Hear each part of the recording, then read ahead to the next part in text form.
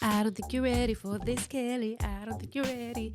You ready? Think you're ready for this, Kellie? I don't think you're ready for this podcast.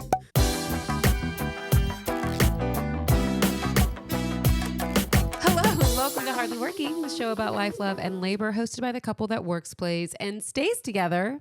I'm Kellie. And I'm SP. What was with the pause? You're like, oh God, what is it? I'm Kellie. I need to take like a breath. Because of spooky season? Yeah. Is it possible that something took your breath away? You did. Oh, I was thinking a ghost or a ghoul or a goblin. You've been in goblin mode this week, by the way.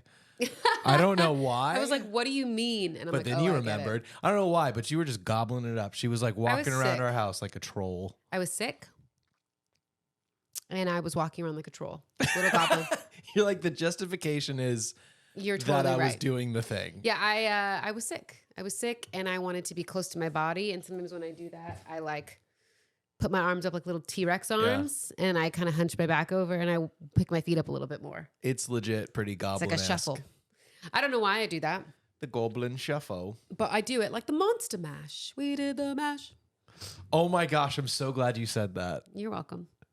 I don't know why, but you're welcome. So, with the month of October, it's not upon us. We're in it.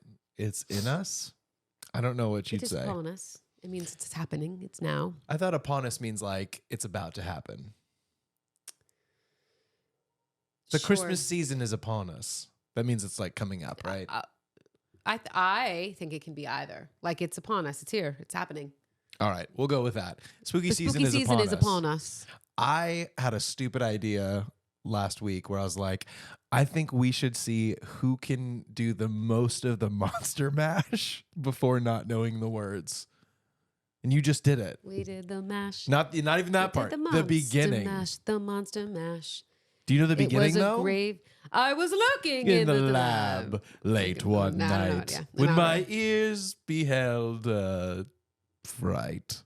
Nope. So that's why I didn't do this game, is because I knew we wouldn't get past the first sentence. I was looking in the lab late one night. I think it was working in the lab. This is something I'll bring in for another one of our episodes, because did you know the dude who wrote that song, whose name escapes me right now, probably because it's not worth remembering, he did the Monster Mash. It truly was a graveyard smash. So he tried to do another one called for another different holiday. I will give you all of the details when I do the research. But ultimately, I think he tried to do another Halloween one, like maybe a disco monster mash. It didn't go over. But then he spent the rest of his life doing like different versions of the monster mash for different things and holidays and stuff. And it never caught on after that. So I will do the research maybe and bring in the actual sad story of the monster mash. Okay. But before we get off the topic of it, when you were in like elementary school, did you have like for Halloween season, did you have like ever do a costume parade? Oh yeah. And did you walk around to that song? I don't have a specific memory of that, but I'm sure that was on the playlist. I definitively remember. It was the only song they would play. Just over and over? Mash. Yes. And you would go and you would dress up and your parents would makes come. Sense. It caught on in a flash. Yeah, exactly. Because we did the mash. Ooh, wah, wah, ooh. Wah, wah, wah, ooh. That's what they did. But your parents would come. Yeah. And they'd sit, and then it was your your grade would get called, and you'd walk around in a circle, and we always did it to the Monster Mash. It's like very ingrained in my head. It's so funny now being a parent. And as a kid, like that's a pretty cool thing. Oh my God, I get to wear my costume to school. That's awesome. Then you get to do a parade where like your family can come and see it. That's usually cool until a certain age. As a parent though, boy, all that is just work. All of that is work. Yeah. Well, shout out to you, Mom. Shout out to you, Mom. That covers both our moms, right? Crazy. Yeah. Brooklyn wants to be a witch this year, but not just a witch. It is so Gen Alpha. She wants to be the lo-fi witch that is in the YouTube video of lo-fi Halloween music. So she told me today too at school, she's like, we got to get started on my costume. We got to talk to the other parents let's do it. We are going to make it happen. I know, you just have to talk to the other parents and say, hey, that's what she wants to do. Totally. How can we help? Here's the deal though. it is all work now. Like our kid's school does so much stuff that requires us to be there. Mm-hmm. And thank goodness we have jobs where we can do that. Yeah. But what was fun as a kid, like, I get to dress up. I'm like, as a parent, I have to carve out an hour, probably from like 9 to 10 in the morning. So I drop the kid off at 8, then I kill an hour, and then I go watch a kid walk around. All the kids walk around in outfits. Yeah. It means parenting is too much. Yeah, shout out to my mom who made it happen for me. And shout out to my mom for being amazing. Yeah, and all the moms. Truly making all of my childhood Happy dreams. Mother's Day. Happy Mother's Day come true. Anyway, that's our 5 minutes on Monster Mash. That was a big deal. I still think they do it though, which I think is hysterical. It is still around. Oh yeah. Until, probably some scandal comes out about the guy who wrote the song and then they don't play it anymore. I was listening to an old podcast that was talking about a scandal. You know that song that goes dun dun dun dun dun. Yeah. Dun dun. Yep. It's called Rock and Roll Part 2. Dun dun dun. I know. Dun dun dun. Yeah. Come on, here we go. Hey. Woo. Yeah, it's called Rock and Roll Part 2 by Gary Glitter. And then turns out I'm sure there was. Probably didn't get released. Yeah. Probably buried with the other versions of the Monster Mash. Maybe the same guy. Who knows? No, it's not. It's definitely not, because this dude is an SA person who harmed kids. And he's right there with P. Diddy. Yeah, I've been straying away from that. Hold on. Let me get there in a second. They had to stop playing that song in arenas and stuff. Usually it was like if someone scored exactly. And they're like, especially in the UK, because that's where the guy was from, I guess. They're like, no more of that. The P. Diddy stuff, woo! I have to be honest. This isn't the podcast for that. I don't like, this isn't, most people don't come here for that type of news or entertainment, but boy, it is hard to ignore it. And I don't want to, because we talk about it pretty frequently. Yeah, I'm ready for the docu-series to come out. Yeah, and there's a few that we found them last night that seem like they're ready. But this isn't docu-series material yet. We're still in the news stage. We're still finding stuff out. Yeah, but give me the docu-series where you tell me all the things that we know right now and all the stories that are coming out. That's just called the news. In docu-series form. How would they do that? And then give me the rest of it when the trial comes. Like the same persons, I think we are also at the trial. And then give me the after. Then they have the interview in the cell with Diddy. So here's my take on the whole thing. It's not really a take as much as it is my feeling. I love seeing justice come down for people who deserve it. Yeah. Like there's that part of me that justice is coming for Diddy, and it's going to be sweet because he hurt and harmed so many people. I actually was talking to my mom about this the other day. I was like, he lived his life exactly how he wanted it, with no rules and no boundaries. True. And he, in that sense, lived more life than just about any human being ever could, because they did anything they wanted at any time to whoever they wanted, with whoever they wanted. That's true. He did do that. He did it all. And regardless of the ethics of it, he lived more life the way he wanted to than just about any human person in human history. Yeah. The consequence of that is you broke a lot of the rules that we all agree to in terms of what you can do or should do with another person. Yeah. And now you get to spend the rest of your life paying for that. So there's a pro and a con in that sense. Yeah. So I do like seeing justice being served to people who deserve it. The flip side is I'm genuinely sad for all of the people that we're going to find out were hurt and harmed in the process. I don't like that part of it. And it definitely takes the satisfaction a bit of it. How do I say this? It takes some of the satisfaction out of it. It's still good to see justice being served. Yeah. But it's not like when we were watching Johnny Depp and Amber Heard and we were like, this is basically just the two of these people, in conflict. Yeah, it's like a ton of other people that are involved in this as well. So many. I mean, I don't maybe we shouldn't say because it's all speculation at this point. Yeah, don't say anything yet. Lots and lots of people from all places and spaces in and outside the industry. I think it's going to be bad news. But anyway, that's all I'll say. We'll all find out together. Exactamundo. And we'll comment on it. Was there anything you wanted to add about that or just that? No, I don't think there's anything else to say about it. I know it's going to be a big deal. I know it is a big deal. And everyone else is talking about it too. Can't wait for him to get his just desserts. Sorry to everyone. Yeah. That was involved. Especially the children. Yeah. And also I think it's important to say that too. You know how I feel about keeping kids out of the way of people like this. I also think it's important to say, and this is something that I'm actively having to remind myself too, that just because you were invited to a party doesn't mean that you were a part of the secret party as well. And that's something that I think I'm realizing in this is like a lot of people are like, well, this person was there and this person was there and this person. I'm like, yeah, but just because they were there, I'm sure they were trying to save face in some ways to be like, oh, I'm speculating. We're having a VMAs after party, like invite all these people. It doesn't mean that every single person that went knew what was going on or knew what was going to happen. And so I think that'll be interesting as well as it comes out to be like, yeah, maybe someone was there, but it doesn't mean that they were in the inner circle where things were happening and things were going on. Because what's a better front to make it be like, well, nothing happened other than to have like a real party being thrown. Yeah. Well, there's a definitive line where I've seen it in videos. I've heard about it. There's the party and then there's the after party, which would be the freak offs. Like there is a clear definitive. There's a clip of Diddy going like, in 15 minutes, all the kids need to get out of here and go away because in 30 minutes we're changing to after party mode. Like there was definitely people who went to just the party and people who went to the after party. And so, yes, I do think that's a good distinction. Because there's plenty of times where we've done events or whatever, and we've been like, I don't even really realize what this company was or what we're doing, or so-and-so invited me to this thing. We're going to go. Documentary's going to come out about that in a couple of years. And we're going to be like, we were there, but we weren't a part of it. We didn't know. I'm going to be in no Diddy party documentaries. I'll tell you that much. No. But nothing like that. But I'll be in a lot of documentaries. I do think about that at times with the amount of parties that we go to because we work at them. Like, you don't know. You're just like there. Yeah, just existing. I but see we've my little never corner. done a freak off. No. That you know of. Never, no ever, upside ever. pineapples anywhere. Nothing like that. Oh my gosh. Never, ever have we ever. Anyway, you also went to Disneyland this week. How was that? An adult Disney day for you? An adult Disney day. Not for me. I was working. So great. Truly, I had an adult Disney day with my friend Danielle. Shout out to you, Danielle, because I know you're listening.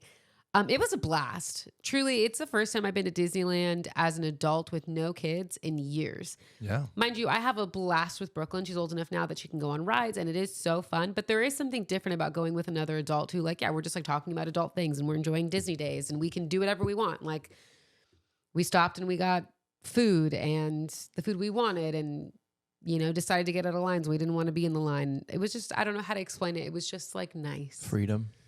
It was freedom. I also tried some new foods. I tried... Is something seasonal?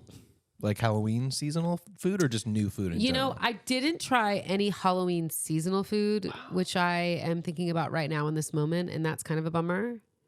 But most of the Halloween seasonal food is at California Adventure, and we only went to Disneyland. There's only Tiana's, one park worth going to, and it's California Adventure. Yeah, Tiana's Beignets was closed for filming. They were filming something there.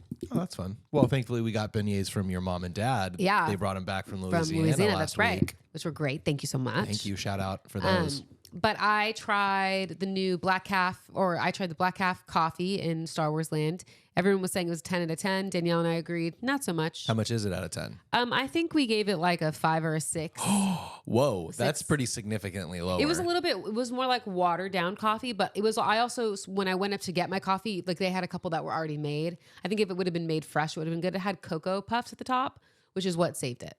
Okay, not gonna lie. Sure. I tried cream cheese pretzel, which Danielle and my friend Ashley may have both said are like non-negotiables at Disneyland. Like you have I'm here to tell you that you can pass. You can negotiate. You can pass. Although everyone is talking about there's like a cream cheese bread. It looks like a garlic bread. That probably would have been delicious. We didn't get that, but we did get the pretzel, and I was. Did you shoot any of the pretzel? No, I shouldn't shoot anything. I know I'm lame. I should have. I just kissed my mic. Or I tried one of the skewers from the Bengal Cafe that's right across from Indiana Jones, which I've heard a lot about their stuff. Yeah. And I've never had it. It was actually really good. I'm hoping this whole thing is culminating in a delicious row of warm treats for you that we saw on Joshua Wiseman. It's funny that you said that because that was a non-negotiable for me on this Disney trip. So much so that we went backwards to get it before we went forwards to Space Mountain.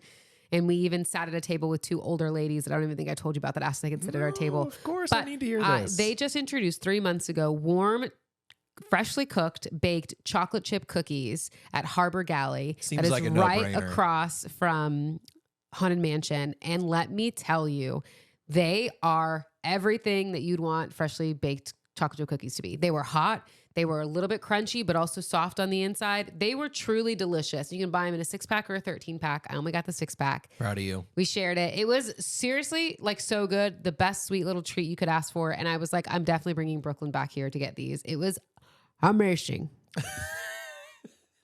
I'm really glad. Side note on that, we are big YouTube watchers. Kellie is a big television watcher. I sound so I do like the TVs. like not an adult, but pretty much everything I watch is solely on YouTube. Is that fair to say? Except for documentaries and stuff that we watch on like actual. Well, YouTube is a streaming platform, but on other platforms. Which shout out to, I think it's called Mr. McMahon or Vince McMahon on Netflix. That's been good so far. We'll finish watching that. In terms of Netflix or documentaries. Anyway, I watch a lot of YouTube. And we've gotten really into this guy, Joshua Weissman. Weissman is how I would say his name. Yeah. Shout out to his channel, which I don't think has a name necessarily. I think it's just his name. It's just his name. But it's good. But he awesome. Introduced us to that. And actually, I should have watched more of his stuff for my Disneyland treats. Yeah, because that video we got it from was, I think he ate every Disneyland food, which can't be possible. No, but no. Every viral or something like that. Yeah, Disneyland food. I will say there were a few things in there that I've had before that I really liked. I didn't get them this time, but I really wanted to. I was starting to come down with a cold when I was at Disneyland and was woefully unaware until on the way home when I was like, no, I'm getting sick. But they have a grilled cheese burrito.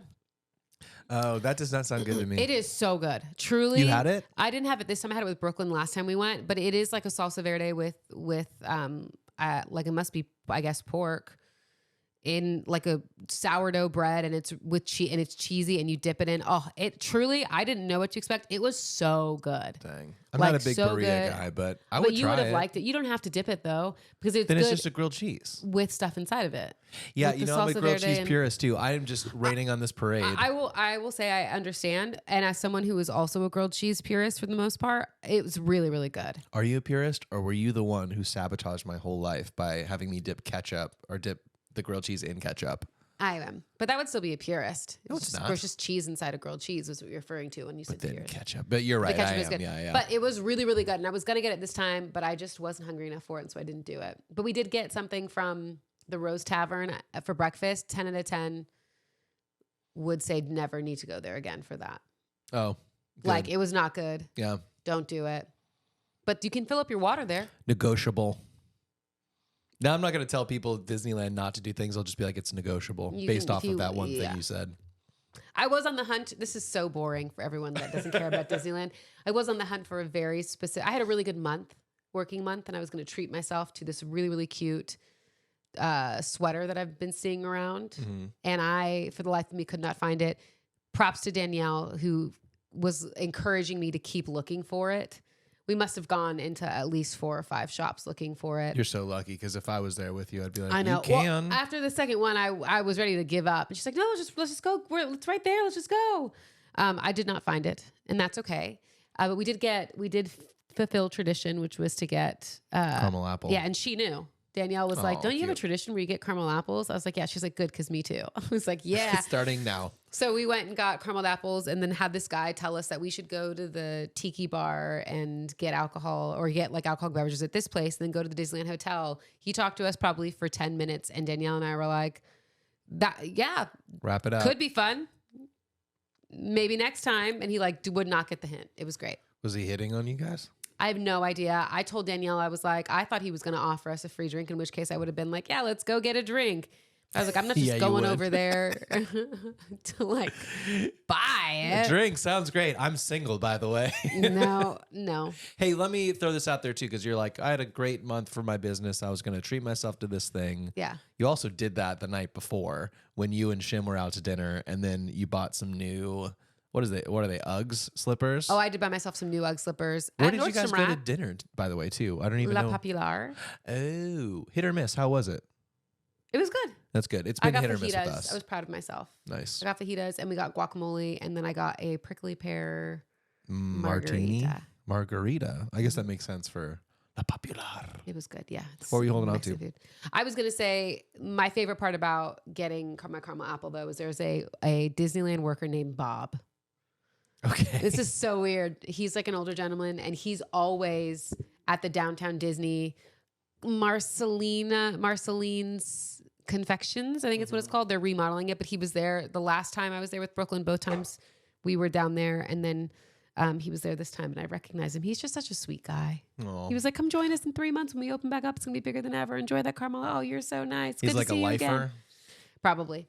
Yeah. They're very kind. If you see Bob down there, tell him Kellie sent you. He won't know who I am, but Bob Dole. Say hi. Anyways.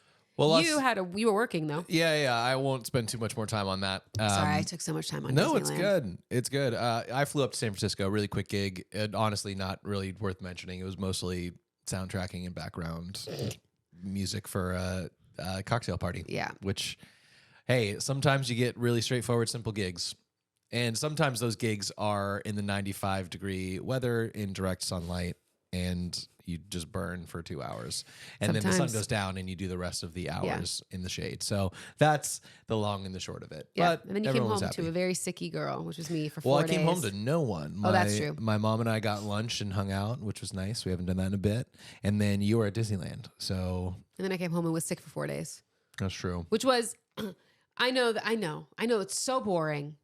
But can I just say, as someone who is like a workaholic, truly, I think that's what I am. And I think I'm a recovering workaholic. So I'm going to describe myself. This was the first time in my life, truly, and I said this to you, it's the first time in my life that I told myself, hey, it's okay to be sick. Because every time I get sick, what do? I'm always like, I'm not sick. I'm not getting sick. I'm not getting sick. You lie to yourself in the world. Yeah. The last time I was really sick, I was on the verge of throwing up. And the whole time I was like, I'm not sick. I feel like I could throw up. This is what she says. I feel like I could throw up, but not in like a stomach flu way. Yeah. Just in like a car sick way. Flash forward to like 5 hours from that time, and I had the stomach flu. I was vomiting. But I really try to fight it because I feel like my whole life working, it's been like, you can't be sick because you got to work. You got to work when you're sick. Yeah. This is the first time in my life where I remember getting home from Disneyland to you and looking at you and being like, I think I'm getting sick.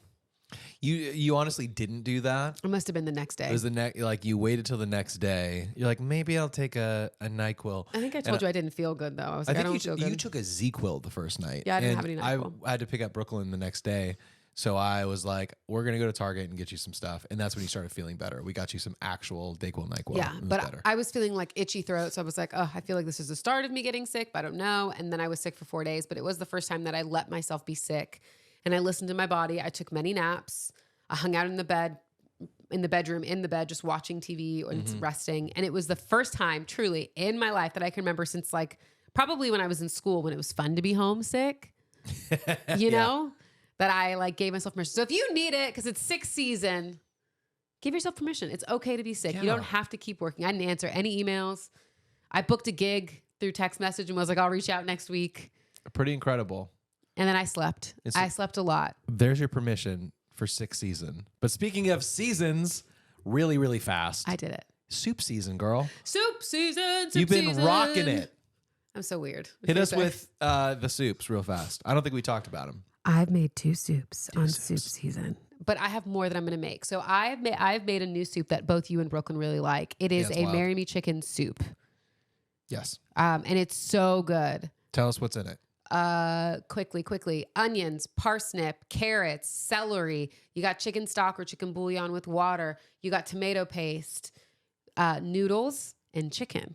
And like a white wine reduction. And cream. Oh, you got white wine reduction. Oh, sun-dried tomatoes, which is your faves. I know, you're missing some good parts. Yeah. I had to go. I was trying to go in the order. Sun-dried tomatoes, both the oil and the sun-dried tomatoes themselves. Garlic, butter, and some heavy cream. And it is so good. Butter. It's so good. It's so really, good. really, really good. And it's been a fun soup season over here. And I'm also trying to create the perfect tomato soup, which I've made a couple different variations, and I think I know what I need to add next time to make it great. We're not quite there yet, y'all. No, but I have a lasagna soup in the works that I want to try next. Which sounds horrible, but I'm excited to try it. Lasagna soup. That's like being like, I got a ham and cheese sandwich soup. It's basically like ground beef. Pizza soup. Ground beef and like a tomato brothy stuff, but with lasagna noodles, which is why I think they call it lasagna soup. They're flat and wide noodles. They're big boys. Yeah, but you would like cut them up and make them a little bit smaller so that you can like bite size them. Okay. Like ravioli size. Pretty cool. It could be good. Soup season, y'all. Who knows? Time for soups. I'm enjoying it, though. And if you have any soup recipes, send them in. Send them over. hardlyworkingfans@gmail.com Yeah. or at It's Hardly Working on TikTok and Instagram. Yeah, mostly on TikTok these days. Thanks again for everyone who's there. Little plug for our socials at It's Hardly Working on Instagram and TikTok. It is spooky season. Spooky. And we did say, I did say rather, that every episode's going to have a spooky thing. I'm ready for it. Give me the Last spooky thing. week, I don't remember what we did. But this week, it's been a heck of a week, y'all. This week, I have a little bit of a spooky story. You ready for a spooky story? I'm ready. For spooky season? Everyone, get comfortable. Close your eyes unless you're driving. And get ready for a spooky I'm ready. My tale. eyes are closed. Sorry, my eyes are closed. This story is called The Late Night Visitor. Is this from Scary Stories You Can Tell in the Dark? No, is that something? No, I'm just asked. It's a book. Okay. I've never liked being home alone at night. My husband works the late shift, so I've gotten used to it. But there's something about the quiet that always makes me uneasy. Usually I turn on the TV to fill the silence, but this one night, something was wrong. It started around midnight.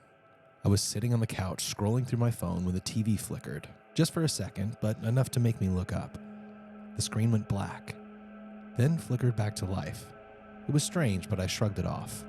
Maybe a power surge? A few minutes later, the TV flickered again, and this time it shut off completely. I grabbed the remote, tried turning it back on, but nothing. I felt a little uneasy, but the house was old. These things happen, right? Then the light started flickering. At first, just a soft buzz, a quick dimming, but it didn't stop. The flickering grew worse. The lights almost going out before buzzing back on. My heart was racing. It felt like my house was breathing. And then I heard it. Knock, knock.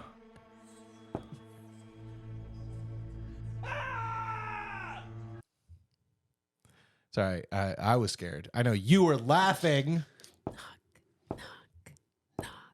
It was soft, like someone tapping gently on the front door. I froze, staring at the door. Another knock, louder this time. My pulse pounded in my ears, but I forced myself to move. I tiptoed to the door and looked through the peephole. Nothing. No one was there. I should have felt relieved, but I didn't. The house felt wrong. As I turned and walked back to the couch, I noticed the curtains swaying ever so slightly. As I turned to walk back to the couch, I noticed that the curtains were swaying ever so slightly because I read that sentence twice. But the window was closed. There was no draft, no breeze. They were just moving slowly. I wanted to walk away, but I couldn't. I stepped closer, every instinct screaming at me to stop. My hands trembled as I grabbed the edge of the curtains and yanked them open. Nothing. Just the window and the darkness outside. I laughed a nervous, shaky laugh, but it wasn't over. The lights flickered again, and suddenly the TV came on by itself, but it was static. And then, a home video. One I hadn't watched in years. It was me, as a little girl, playing in the backyard. There's no way that video should have been playing. I hadn't touched the DVD player in months. Panic surged through me. I fumbled for the remote, making my fingers shaking, but as I reached for it, a sharp pain shot through my wrist. I yanked my hand back, and when I looked down, there was a dark, fresh bruise circling my wrist, like something had grabbed me. I gasped, backing away. My heart pounded, my breathing shallow, and then I saw it, a shadow. It was in the corner of the room, tall and motionless. I couldn't see its face, but I knew it was watching me. I ran. I bolted up the stairs, barely able to breathe. I slammed the door to my bedroom, locked it, and pressed my back against it, my whole body shaking. I stayed there, curled up against the door, listening for any sound, any sign that it had followed me into my room. I stayed that way until my husband got home hours later.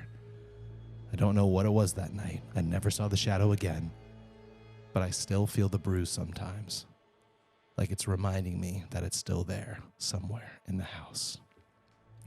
The end. What a lame story. Really? I'm just kidding. I want the ending. It was actually a really good story up until I never knew what happened. What do you think was going to happen? Like someone gets taken away by a ghost? I don't know. We figure out who it is. It's the window viper. He's come to wash and wipe your windows. What is that? I'm the viper. I'm coming up now. Is that a Scary Stories thing? Yeah. Maybe next week we'll rerun those. I'm sorry. I shouldn't have said it was lame. It wasn't lame. It was actually really good until the end, like I said. I was like, what happened? Nothing ever happened. Didn't come back. It wasn't like her husband came home and her husband was dead. Well, I mean, when you read real scary stories, usually paranormal things don't happen, actually. I know. I just wanted the ending. What was it? Why? You know what was on that tape that we didn't want to see? What was it? Maybe we need a part 2. Maybe. I'm just saying there's so much left unsaid. There's so much left unsaid about the late night visitor. Yeah. And even though this person said she never saw it again. What was on the tape? What was on the tape? What did you do as a kid that you should have never been seeing? That video shouldn't have come up or whatever. Ooh, I got goosebumps. Do you know what I mean? There's so much more. It could have been so much more. We're going to get part 2 next week. I am this the viper. I'm coming up now. Do you not remember that scary story? I never read that stuff as a kid. We talked a lot about our childhood together this week. Yeah. Together, we talked about our childhoods separately. Yeah, because we didn't know each other. And how your childhood was a lot different than mine. So no, I didn't read creepy stuff like that. I still have it somewhere. But when I think back on my childhood yes. and your childhood, I think about all of the years that things happened. On today, October 9th, it's time for That Happened Today. That was a pretty good segue, really huh? Good. I'm sorry. Ow. That's something in my hair? Yeah, I got it though. Sorry Thanks. if I stabbed you with my You nails. did, a little bit. I did it myself too sometimes. I'm going to cut them down shorter today because they're too long. Well, you're getting your nails did. They're going to be beautiful. Right. Lots of stuff. What happened today? Lots of stuff happened. Lots of stuff happened on October 9th. 9th. Yep. October 9th. When this airs. That October happened 9th. today. I'm going to jump through a few of them because some of them are interesting but not interesting enough to really dig into. Okay, I'm ready. Like this one. 62 years ago, the patent of the first working laser came to be, which is crazy. I figured we've just had lasers forever. No, but yeah. But only 1962, the first laser patent was, I don't know, created or made, whatever. Okay. The reason I want to say that is because not only is it shocking because so much happens with laser, we just had our hair lasered away on Friday. Oh, that's true. We're doing laser hair therapy. Yeah, like it seems like it's been around for longer than 60 years. Yeah. Well, guess not. I We're guess in the not. age of technology, so things are going fast. But I want to ask you, when you were a kid, did you ever have those little laser pointers? They're about this big, like 2 inches. Yeah. They're usually like copper or gold. Yeah. Had a rounded tip that Yes. you could, for some reason, like screw off and on and maybe switch it. And there's a little button. Did you have a laser pointer? Yeah, I did. You're like, I've said it 3 times now. I did have a laser pointer. Did you ever have any fun times with it? Because With that the was cats. a significant. Oh, did you have cats that would chase it? Yes. Oh, that's like the only fun part of having a Yeah, cat. you didn't have any cats, sucker. No. I did. But I did learn things like it's illegal to point a laser Into someone's face or in the sky. at a plane. Yeah, I knew that. I didn't know. I still don't know why. I don't think it's illegal to point a laser pointer at someone's face. I think it's unwise to point it in your eyes. We know that. Just kidding. But I think both of our moms have had some version of laser eye surgery now too. And my mom's had actual injections in her eyes. I don't think that she's had laser. I mean, maybe she did before she got injections. I love your mom. That should be our spooky story for next week. Is needles I've watched in it your happen now eyes. twice. I know. Ugh. She's Anyway. a champ. She's a real champ. She is. Laser pens were great. Guinness Book of World Records, first published 69 years ago. That's it. I know. People who are younger and listening to this might not understand just how big of a deal the Guinness Book of World I used Records. to have like a book. Yeah, the actual book. I had many of them. Yeah, because it came out every year. This was pre-internet, y'all. So you couldn't figure out Yeah. who had the world's longest fingernails. Yeah. You just Who had the to tallest and shortest person in the world are. you had to get the book and then hope.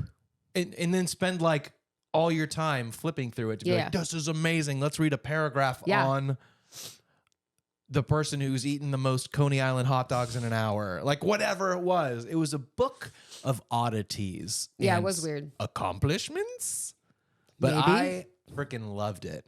Which is why I thought I'd love in my eyes, and I'm sorry, but the Ripley's Believe It or Not was always like the lesser quality I agree one. with you. But they have that museum in Hollywood. And I always wanted it to be awesome. I went in it once. Not so much. It's kind of run down. It is a bit run down. But that was a big part of my childhood, the Guinness Book of World Records. Did you ever want, like, was it a desire to you of yours to hold a world record? No. Never? My brothers, though. Maybe it's I couldn't tell dude you thing. for what, but I just didn't have a desire. I used to do things as a kid. I'd like make up sentences with just the most random words. And I'd be like, I'm certainly the first person to ever do that, to ever say those things in that way. And then I would go like, when I die and I meet God, I'm going to ask him how many of those I was really the first person to ever do. None. Yeah, it's not how it works, apparently. No. But also, how dare you? I was probably the first to say some things. Who knows? That was a big dream of mine. This is a quick one. If I want you to finish this sentence for me. Okay. That's not a knife. Am I supposed to know it? This is a knife. Oh. Did you not grow up on Crocodile Dundee? Steve Irwin. No, not the same person. Then no. That's the Crocodile Hunter. Yeah. Paul Hogan, I think is his name. Yeah, Paul Hogan is Crocodile Dundee. Is he related to Hulk Hogan? No, but we've been watching Terry a lot Hulk of Hogan. Terry lately. No, so this was a while ago, but 38 years ago in 86, the Australian comedy Crocodile Dundee debuted in the U.S. I wasn't around for that, but I do remember some of the Crocodile Dundee, like Comes to America or stuff like that. I don't. You don't remember Australian Wilderness Man in corporate America? That's Steve Irwin. I don't think he ever did a movie. He was doing actual wildlife preservation. I know. I think in my mind they were the same thing, although I do love Steve Irwin. Who doesn't? Well, loved. R.I.P. Thanks, Robert Irwin, for taking over. Robert and Bindi. I know. What a cool legacy. What a cool family. Anyway, since you didn't grow up on Crocodile Hunter, we'll move on. Crocodile Dundee. Yes, Crocodile Hunter, correct. I didn't know You're right. I flipped it. Next, 37 years ago in 1987, we're getting closer to the years we were alive. I was not alive. Neither was I, lady. Barely. Cheeseburger Day declared by Colorado. As fans of burgers. Yes, because I didn't know this, but Colorado believes that they invented the cheeseburger. They did not. No, I think it was likely invented in Hamburg, Germany. Yeah. But on October 9th, 1987, Colorado officially declared it Cheeseburger Day, commemorating the invention of the cheeseburger in Denver by Louis Ballast in the 1920s. Yeah, you didn't do it, Louis Ballast, but also I get it. You don't really have much. We don't have a lot of American foods. I meant Denver, Colorado. You don't really have much. So I guess they were like the first to like do some important stuff. Yeah. Like legalize weed. They were the first state to do that. And I think they were known predominantly for that forever. You have that. So you got that. That's it. Get it, Colorado. Next, I don't know if you know who this is. Do you know who Tim Hortons is? The the food place. Yeah, it's like a donut place in Canada. Tim Hortons is a donut place. It's like a it's like a coffee shop place kind of thing. It's like a Dunkin' Donuts. Got it. Yeah, but in Canada. Tim Hortons. Yeah. Yeah. I didn't know that Burger King acquired Tim Hortons 10 years ago. Wow. Yeah. That's a little fun fact for you and I, because we always like to know who owns what in terms of food companies. Weird that way. Founding of the FBI. How long ago do you think that was? It happened on October 9th. How many years ago? 1940. 1940 is... Oh, no. To neither. Dang it. 116 years ago in 1908, the FBI was invented or came about. It says the Federal Bureau of Investigation was established on October 9th, 1908, under the Department of Justice. FBI would become the United States' premier law enforcement agency tasked with handling high-profile criminal investigations. A lot like the Diddy case. Yeah. So I guess when someone says the feds, this is who they're referring to. Yeah, you didn't know that. The FBI. Yes, but I also thought it could be other stuff. No. Like if the IRS is coming after you. It's not the feds. It's the IRS. It feels like, look, I didn't grow up watching Criminal Minds. I know. And CSI. I was like, it's I don't very know all different. the verbiage. It's the Federal Bureau of Investigation. Do you think when you hear 1908 is when the FBI came about, does that feel old enough or not old enough? It feels just right. It makes sense. Does it? Yeah, in my mind. Yeah, because that would be like what World War I had already happened. In 1908? right? I don't think so. Or was it 1920 that World War I happened? That sounds closer. And then 1940 World War II. 44, 1940s. 40s. Okay. 1901 would make sense in my mind, though. 1908? 1908, whatever. Sorry, I keep thinking 01. The early 1900s would make sense in my head because it's like, yeah, we're really starting to develop as a country. Yeah. We need some law enforcement. Yeah. We need to create expansion, the feds. all that stuff. Yeah. Manifest destiny. And there was like obviously other different Not types really. of things, but we needed time to grow out of the militia phase. Some might argue that we haven't. I was going to say, yeah. There's only one other important thing that happened. Okay. And then I'll tell you a couple of the movies that came out because I like Okay. doing that. TGI Fridays. Frozen appetizers hit grocery stores for the very first time 20 years ago. They all suck, but yay! They kind of all do, but do you remember being that college age? And Oh, you're like, 100%. I'm having friends over. Oh my gosh, we can have mozzarella sticks or The mozzarella sticks still boneless slap. wings or other things from Fridays. Their potato skins, which I love the potato skins It's at got TGI Fridays. Nothing on Wendy's. But it's not good. No, it's not that. It's like a potato skin and it has some of the potato, cheese, bacon, and then they put sour cream and I dip it in ranch and it's so good, but you would hate that is it. overkill. Ranch and sour cream? Yeah, it's both different flavors. Look, I'm just not a potato boy. And that's okay. Me and Ryan, we're not potato boys. Except for the potato wedges from Wendy's Look, I do like fries. and my so does potatoes at Ryan. home.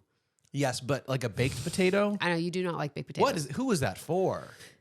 Potato tastes like garbage It does not. until you add everything you just said to it. It's like tofu. It takes on whatever flavor you give Yeah, it. but you won't eat tofu, but you will eat potatoes. I like potatoes. Potato is the tofu of the earth. Of the oath.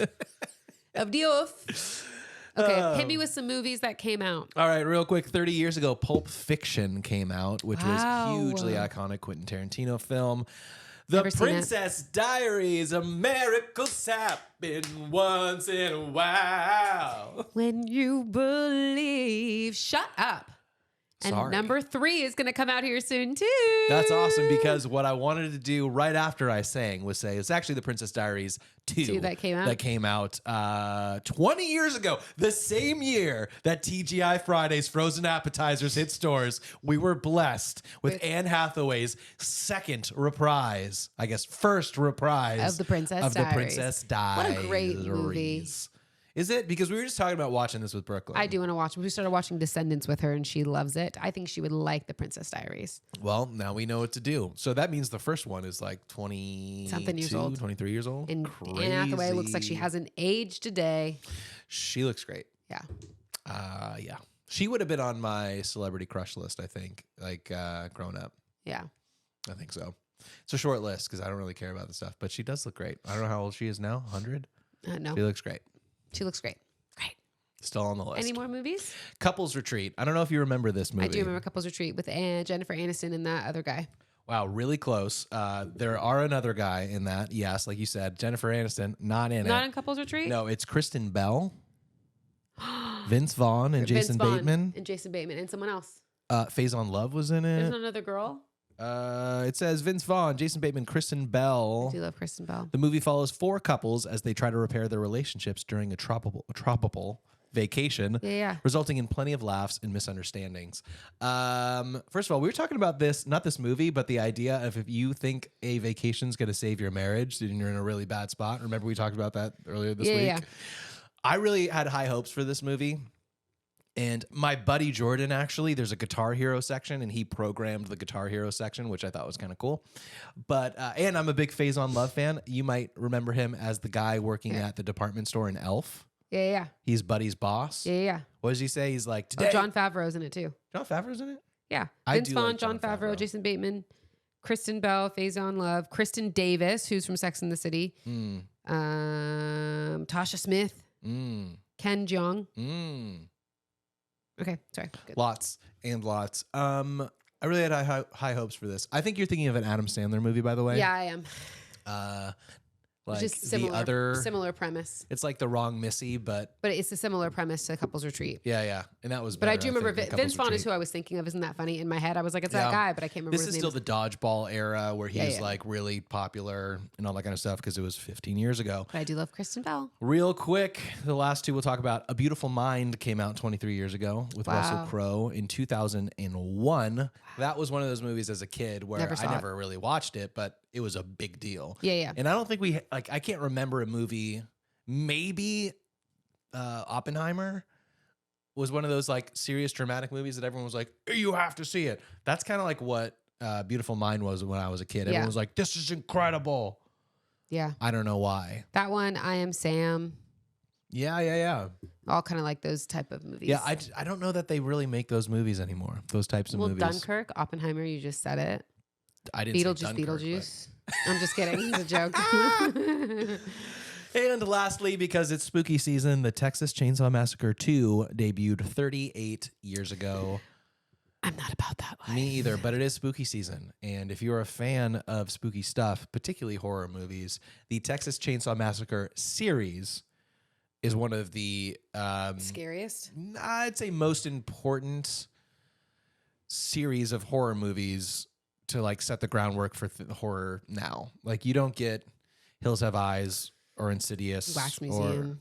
Or House of Wax is what I think you mean. Any of that stuff without stuff like Texas Chainsaw Massacre, or Dawn of the Dead and that kind of stuff. Yeah, so. I just need you to know, I don't think my brother remembers this, but I was forced to watch Texas Chainsaw Massacre, probably one of the remade ones, in a hotel room in Vancouver overlooking Niagara Falls.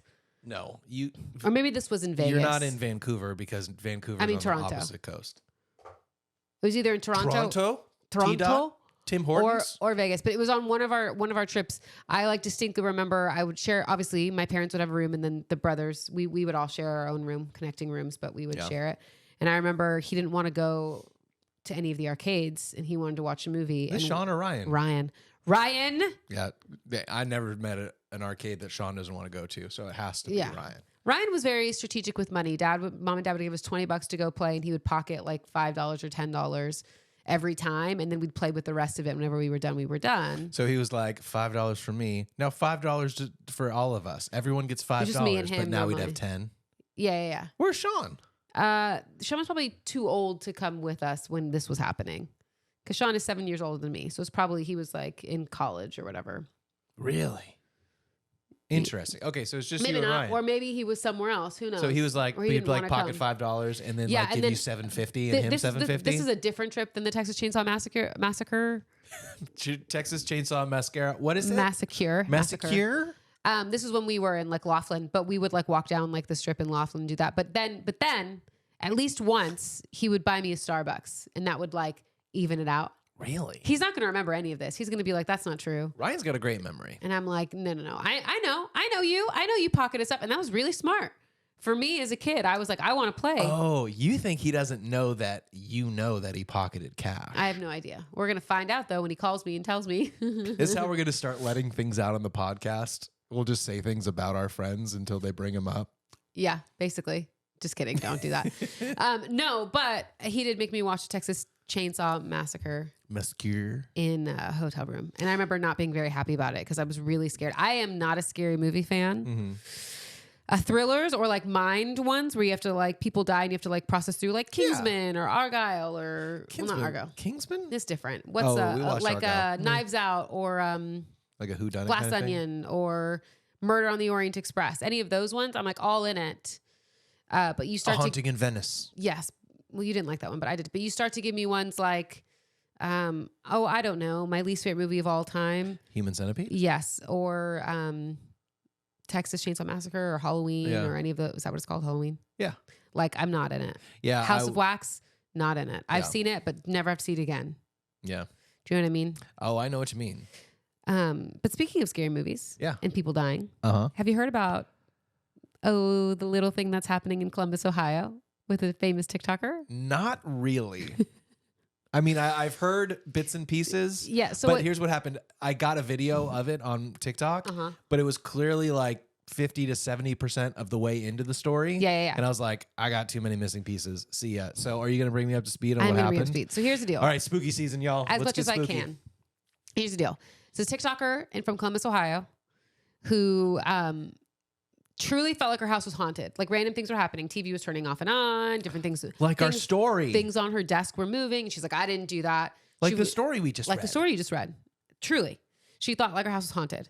So she was kind of there. And then she was digging something in the backyard and hit something and was like, wow, maybe this is connected to it. Maybe I don't know. So she was live TikToking. What does that mean? Like maybe it's a wire that's causing Well, she found like a TV piece to of come a out? rug. And so she's like, oh, I'm going to dig up this rug. Piece of a rug. And An maybe, rug. and maybe there's something in this rug. I'm not doing this story justice. So she finds Wait a this minute. rug and is it like, might be more justly served with some spooky music. Hit it. Go ahead. so here she is in her backyard wanting to maybe build a fence or expand her backyard. And she finds this rolled up rug in her backyard. And she's like, I should dig it out. Is this person married? I don't remember. She's just out there like, No, I but might listen, want to expand my But she didn't- yard. but so Maybe I'll start digging. She's on TikTok. She's asking the people for what they think. And then she finally says, you know what? I'm gonna make a party out of this. I'm gonna bring some friends over. We're gonna drink some high noons. And we're going to What's a high noon? Like it's a beer seltzer? or something. Or yeah, maybe a seltzer. And we're gonna dig up this rug and figure out, is this why I feel my house is haunted? Whoa. Before she can even get to digging up this rug, she gets a phone call from the homicide department of her local police station saying, hey, don't dig up the rug. We're going to be over there. This is now a police investigation. How do they know about it? Because it got really big on TikTok. Kind of like No that joke. And I dude who think was people- creating the frog army. Yeah, but I think people started calling in to be like, hey, I think this thing. So they come and it's now a crime scene. They dig up her whole backyard. They get this rug out. They unroll the rug to find nothing. It's just a rug rolled up with rubber inside. Oh, it ends like our story ended. It does, but they didn't find anything in the backyard. And so now here she is at a place where she's like, I don't really know. I think my house is still haunted. There's nothing here.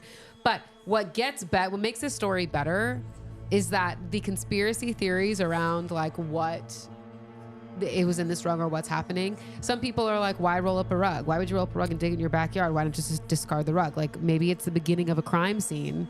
So now they have all of these. The beginning of a crime scene? Like maybe they killed someone on the rug and then they took the body and they disposed it somewhere else, but they were like, I can't just throw the rug out, so they buried the rug. I have to roll it up and I have tie no the- idea. Did you Why say that would they you tied roll? the ends? I don't know. Why would you roll up a rug?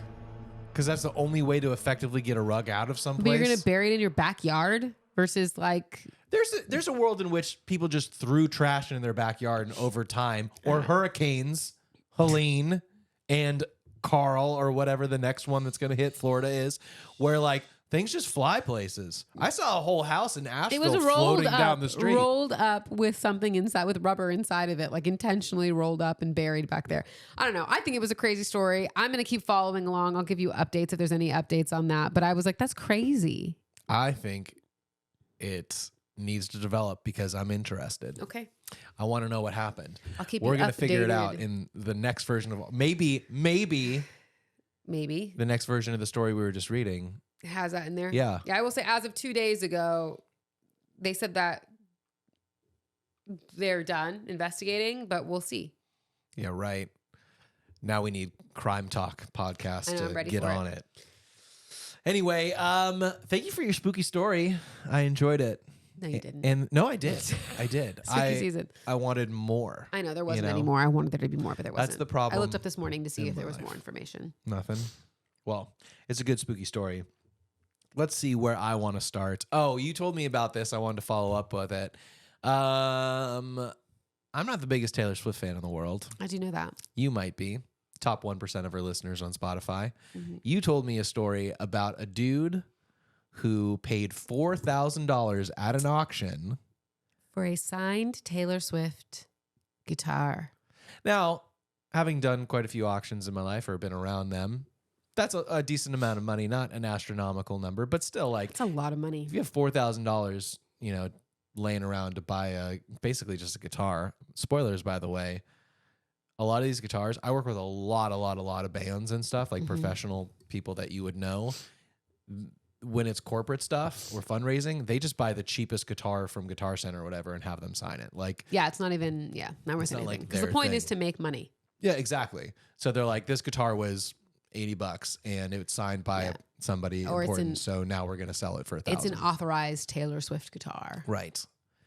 Now, turns out none of that happened here. The guitar that the dude bought. Wait, you're missing the punchline. Oh, not yet. I'm not, because there's a few. Oh. But it wasn't an authorized Taylor Swift guitar, according to like her team and the merch and stuff.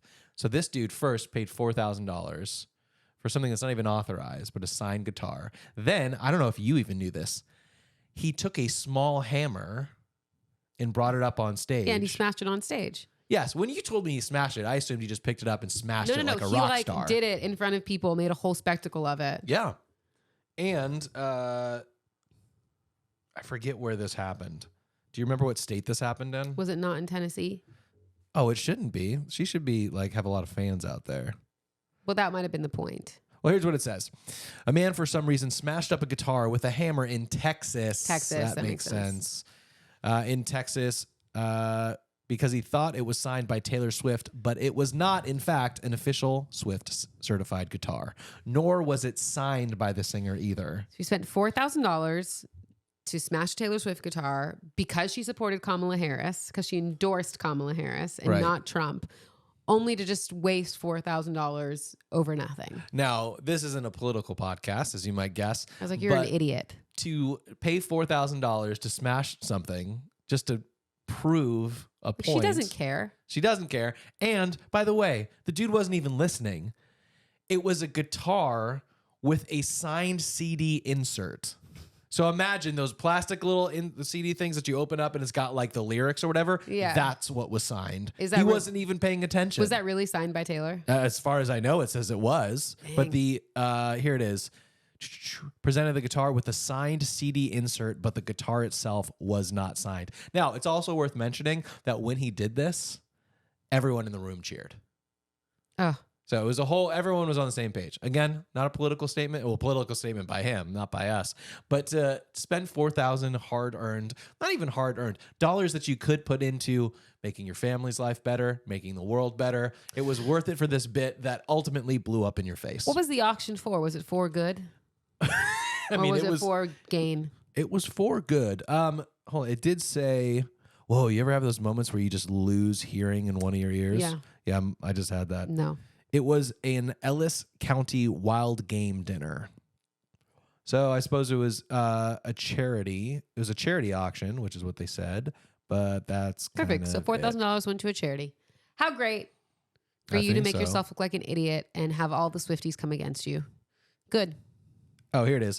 It says the event benefits agricultural education for local youth. Perfect. Well, glad we have reasonable $4,000 more for them. Reasonable adults for our youth to look into. And I'm not saying, again, nothing about politics in the story. No. That's not what I'm saying. But when you're an adult who's trying to raise money for youth and you're like, guess what, youth? This is an appropriate use of $4,000 to smash a guitar that turns out I was wrong about. So it's like you spent $4,000 and you look like an idiot, not because of your political leanings. That is what pushed him into it, because you don't listen. Yes, that's what I'm saying, is if you're going to do something stupid, make sure you listen. I'm sure he has a daughter who's like upset. Oh, I'm sure. She loves Taylor Swift. Yep. Taylor Swift says, you can never destroy the teardrops on my guitar. Is that a Taylor Swift lyric? It is a Taylor Swift song and lyric, but song. Well, I just came up with it right now. I know you did. I was like, when asked for a comment, Taylor Swift said. Hey, not bad for not really knowing Taylor Swift and just thinking of it on the fly. That's true. So there's a little something for you. When asked for a comment, Taylor Swift said, you're just another picture to burn. Hey.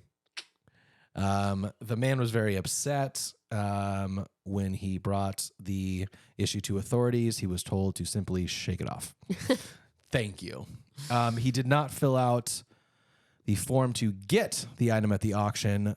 The auctioneer said he left a blank space where his name should be. All right, to wrap it up. I could do this all day, baby. You could. You're like, I don't really know her, but look at all these songs I can name. Yeah, I do know like 4 songs. Yeah. Yeah, it's all good. Event ended in a show of fireworks covering the whole cloud in a lavender haze. Okay. Did I say cloud? I meant to say crowd. Yeah, we're moving on. Yeah. Sorry, puns are so funs. There's a couple things I wanted to mention before we wrap things up. Yes. Some of them will tread on territory that you don't like, but I think it's important to talk about. Yes, but I think it's important to talk about. Okay. So Mark Zuckerberg, you probably know him from Facebook Maybe. and from A little bit. World Domination. In a good way. He was doing a like Apple used to do these, like, check out the new phones. I can't think of what they're called, but he'd basically do the same thing. Like, here's what's happening with product Meta. launch. Yeah, that kind of thing. So, those Ray-Bans that have Meta in them already, and they have cameras and stuff. Yep. So he's got a new version of them coming out, which I will be honest, I think there's so many cool applications for that, particularly like if you don't speak someone's language, this will translate someone's language that's talking to you into your language in your ear. Yeah, which is so cool. like that is sci-fi that I can get behind. But the reason I'm bringing it up is because of this article that I read. Meta smart glasses, like we were just talking about, can be used to dox anyone in seconds, study finds. So what that means is, I'll spare you the details of all of this and how they figured it out, but I think it was Harvard. Yeah, 2 Harvard students took those glasses and basically like jailbroke them. Okay. And they put the software from, remember that website called PimEyes where you can like upload one of your photos and you can see who's using it online? Yeah. Where we found like a bunch of websites using my photos for booking gigs without me. They put that onto the glasses. So every time you look at someone's face, it tells you everything about them. Yes.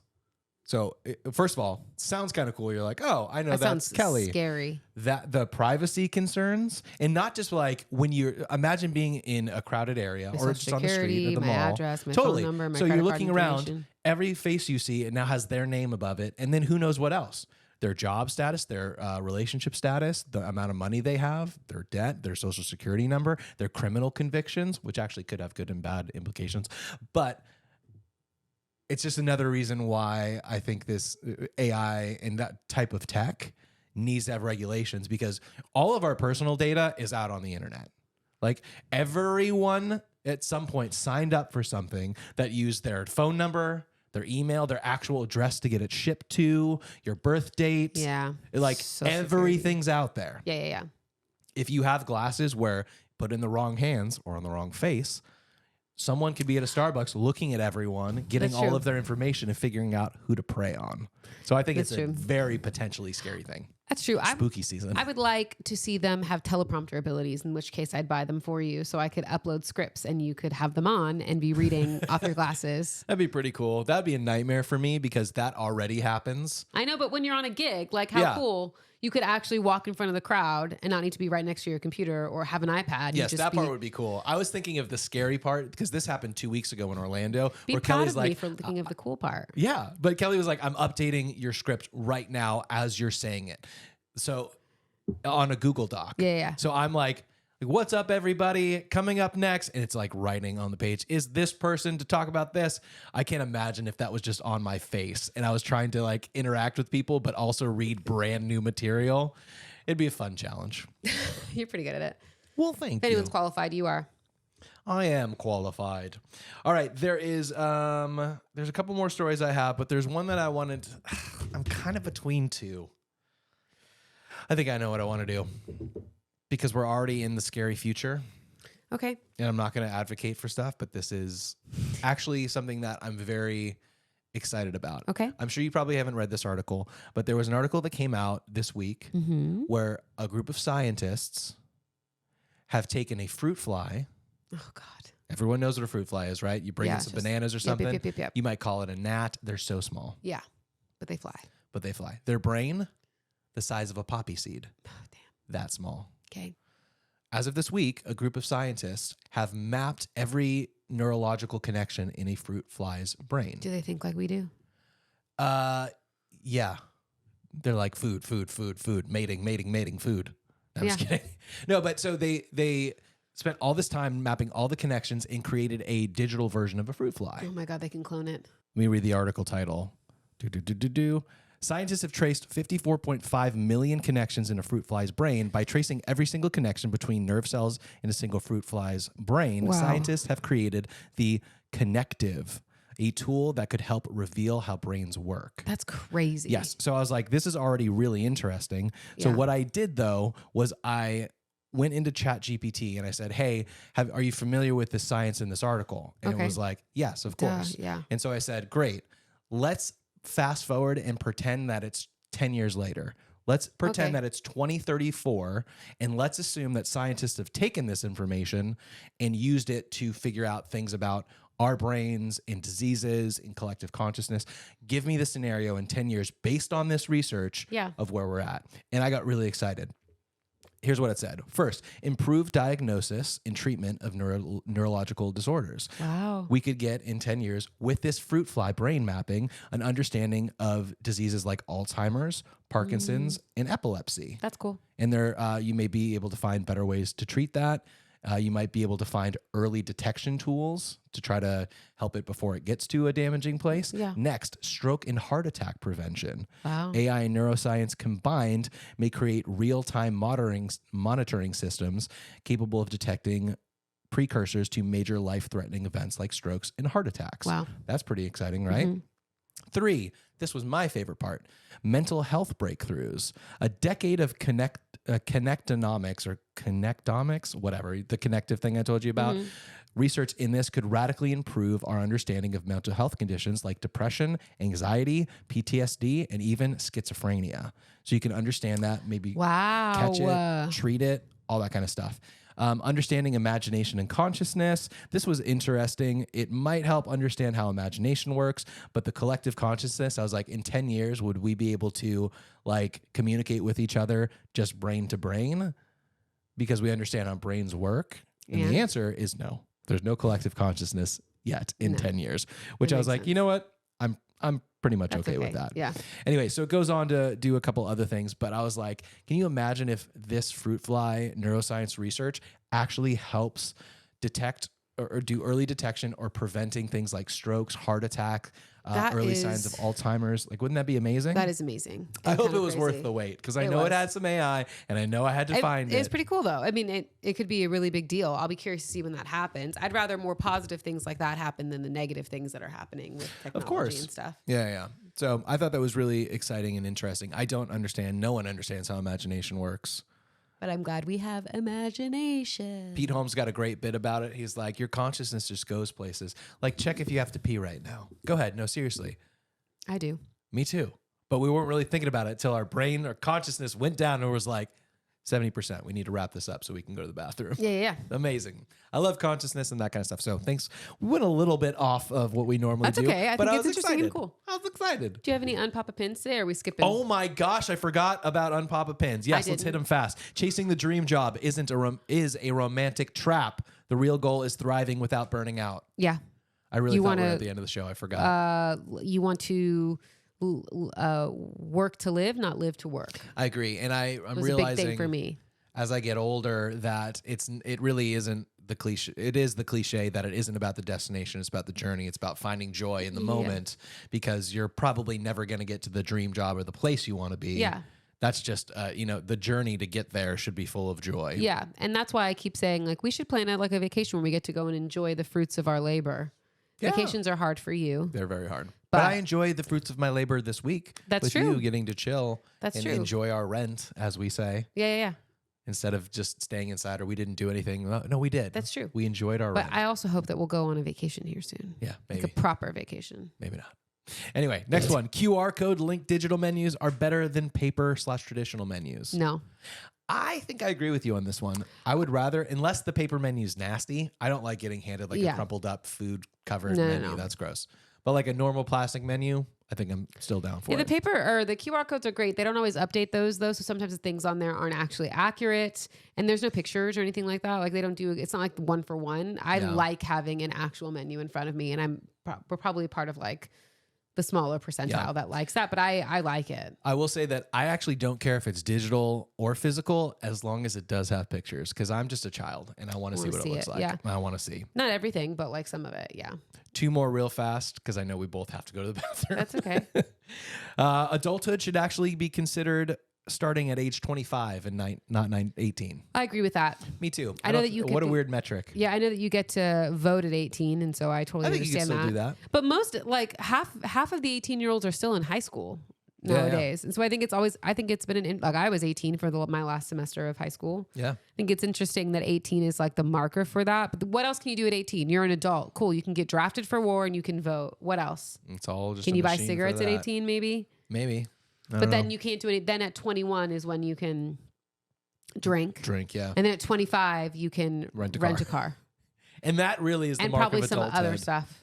I don't know. There's some stuff about hotel rooms and stuff in there that maybe has changed true. over time as Yeah. things. But like, I'm like, it's just such a weird marker that 18, I'm like, your brain is still developing. I don't really feel like I knew who I was until I was in my mid 20s, which is when we got married. And I feel like that's better. True. Because there is pressure that comes on for 18, 19, 20-year-olds, especially within the church of like, you have to get married and you have to have kids young. And it's like, well, but you're still learning who you are. Yeah. Like you've known who you are in the context of school and your house, but who Right. are you as an individual outside of your family and outside of your schooling in the real world? We were watching that Steve Martin documentary called Steve, I think. Yeah. And he was like, I think he said, I'm still figuring out who I am. And I think you always are. 78 or something. Yeah, this is the big thing that I keep saying, which you hear me say a lot. And it's like a big realization I had. Someone said it, I don't know who, so I can't give credit. But like, this is all of our first time living. Yeah. I think the person I heard it was saying in context of their parents, like, this is my mom and dad's first life too. Their first time living through this. Like, they don't know. They're figuring it out. I think it's so true. Like, this is all of our first time living. We're all just figuring it out. Why are we expected to figure it out so young? Why at 18 were we expected to decide, or are we expected to decide like what our career is going to be and like where we want to live and where we want to go? It's like, maybe not, because it's a lot of pressure. How about no? It's a lot of pressure to be like, what's your major going to be when you go to college? It's like, I don't know. I'm 18 years old. And it's supposed to dictate the rest of your life. Exactly. But like, as we've learned, things changed. I was like really excited about being a worship leader for many, many years. And then I was like, yes, I'm going to be the best training director I could possibly be and oversee restaurants. And then I was like, now I'm going to own the best photo booth business. Who's to say that won't change in another 10 years? Like, who knows? Like, we're just ever changing. Do you think it's about being the best version of whatever you are in the season, or is it about being the happiest version about whatever you are in that season? It's about being the happiest version of whatever you are. And I think the moment you stop finding joy in what you're doing is probably the moment you should question, are you doing it wrong, or are you doing the wrong thing? Yeah. I'll just sprinkle this in here, whether it's relationships is a great example, because people are like, you're supposed to get married and be with that person forever. Yeah. Statistically, we know that most of the time it doesn't happen. True. Yeah. And the same thing with jobs. I understand in the 60s, 70s, maybe even later, people would be like, I worked from 18 to 65 at the same company. I retired, got my gold watch. Like, that is definitively not the culture we live in anymore.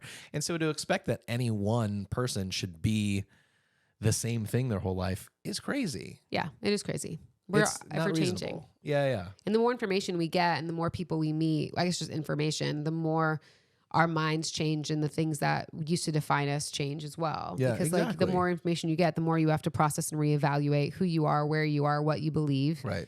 We've done that over the last couple of years too. Yeah. And I think it's all okay. I think change is inevitable, even though it's scary. Yeah. But it's an important part, because if you just stay where you're at, you're going to go out of style, so to speak. I don't know how to say that better. I was just back to the Taylor Swift puns. I know you were. But you know what I mean? Like, if you just stay where you are, you're going to get left behind. I don't know that we've actually talked about this on the show. We probably have, because we're, I don't know, at 82 episodes or something. But I would say I've never thought that my life has had a life purpose. A lot of people think that they have like, purpose. Yeah, I don't like have this that. is the thing I was supposed to do. I've never thought that, because I've always thought of it much more the way you described like your careers. I was like, right now my job is to be the best kid that I can be. Yeah. And then you get married, you're like, I'm the best spouse I can Yeah. be. And then you have a kid, and the best kid, like, or the best parent you can be. Yeah. And it's my life's purpose hasn't been to be the best dad ever. No, but because I wasn't that, Yeah. and soon, I mean, I'll always be a dad, but as our kid gets older, like, then it'll be less about being the best dad, because she'll be on her own, like doing her own thing. Maybe it'll be a grandparent, whatever it is. I think it is I would have said it's about being the best version of whatever you are in your season, but I think it really is about being the best, but more importantly, the happiest version of what you are. And like you said, when you're starting to get that rub, I think it's time to reassess and see if you need to pivot to something different. Yeah. Professionally, interpersonally. I think it's a little tough to say that about relationships, but you can at least say it about friendships. Like, some friendships you just outgrow. Like, it's just different seasons. Okay. And that's okay. Yes. I definitely did not realize that it's okay for friendships and relationships to be seasons, just like jobs can come and go in seasons. But I do think it's more about finding the joy in the moment rather than the best or the destination. Yeah, I agree with that. Anything you're looking forward to this week? I don't really have anything. What I'm looking forward to, I'm going to dinner with my friend Dana. I have an event at the end of the week. Maybe 2 events. Maybe 2 events, and I'd have to look in my calendar. Well, look in your calendar because I flat out lied to everybody. I lied. Okay. I do have something I'm looking forward to. Tell me. And that's the Krabby Patty meals at Wendy's. Yes, that's exciting. It's going to happen tomorrow. Oh, we have family photos this week and Junie's first birthday. Junie's first birthday. Yeah. Happy birthday, Junie. So we got a lot to look forward to. Yeah. Is basically what you're saying. Yes, I got to get us clothes to wear for our stuff, which I'm really behind on. Well, hopefully we'll take care of that. You'll find out all that and more on next week's episode of Hardly Working. But until then, hope you have a wonderful week. And that you spend most of your time hardly working. Bye.